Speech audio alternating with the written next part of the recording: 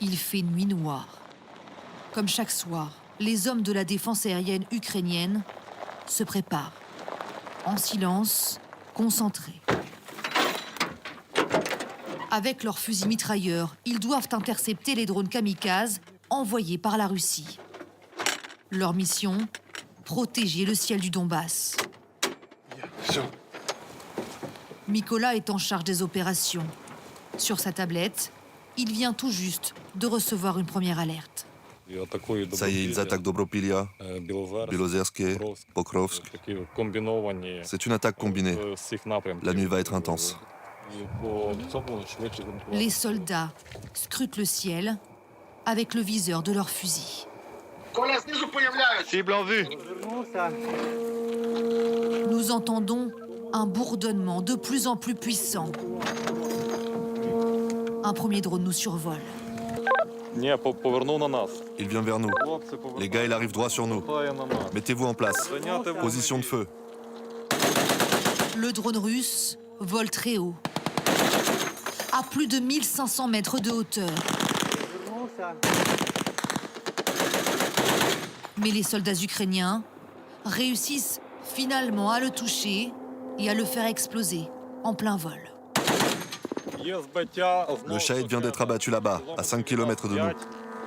Un soulagement de courte durée, car 2 autres drones arrivent vers nous. Baissez-vous, baissez-vous. On baisse. Tirez, tirez, il va frapper. Cette fois-ci, Il y en a un deuxième. impossible pour les soldats de les stopper.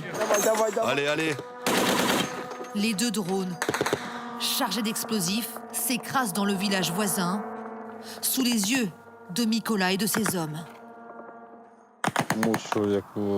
C'est dur à vivre, car notre travail, c'est d'éviter ce type de catastrophe. C'est de protéger les habitants en empêchant la Russie de frapper. Mais malheureusement, nos moyens sont limités et on ne réussit pas à tous les abattre. Dans le Donbass, les drones sont partout. Ils ont changé le cours de la guerre. Alors, pour limiter les risques, désormais, les militaires ne se déplacent qu'à la tombée de la nuit.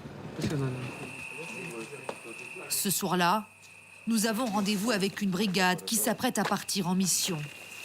Sacha et ses collègues vont ravitailler les hommes qui se trouvent en première ligne. Ce colis, tu peux essayer de le mettre là.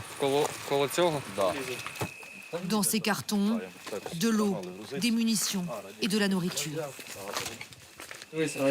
Dis-moi quels sont les colis les plus importants. On n'a pas beaucoup de place. Une fois le coffre chargé, direction une tranchée cachée dans les bois. Nous ne pouvons pas aller plus loin en voiture. À partir d'ici, ce sont les drones qui prennent le relais. La livraison du matériel se fera par les airs grâce à cet appareil conçu par les Ukrainiens, capable de transporter 20 kilos de marchandises. On doit envoyer des médicaments pour des soldats blessés à 10 km de nous. L'objectif, c'est de ravitailler les hommes de l'infanterie qui se trouvent sur leur position depuis plusieurs semaines et qui, à cause de la menace, notamment des drones kamikazes, ne peuvent pas être relevés. Une fois le décollage réussi, le drone est téléguidé par un opérateur caché dans la tranchée. Il a 10 km à parcourir. Notre but, c'est de sauver les vies de nos chauffeurs, car en voiture, ce n'est plus possible. À chaque fois, c'est une catastrophe. C'est dur en ce moment. Lorsque la position est en vue, le colis est largué depuis les airs. Moins dangereuse qu'en voiture, ces livraisons aériennes restent malgré tout périlleuses. Alors que les soldats s'apprêtent à faire décoller un deuxième drone, nous sommes repérés. Écoute. FPV, à l'abri, vite. Nous devons descendre dans la tranchée. La mission est annulée. 2 jours comme 2 nuits, les drones permettent aussi aux Ukrainiens de repérer les mouvements de troupes russes. Surveiller le front sans relâche, c'est la mission de Danielo, 24 ans. Le jeune soldat est nerveux. L'un de ses hommes vient d'être blessé par un drone kamikaze. Soldat, donne-nous un signe de vie.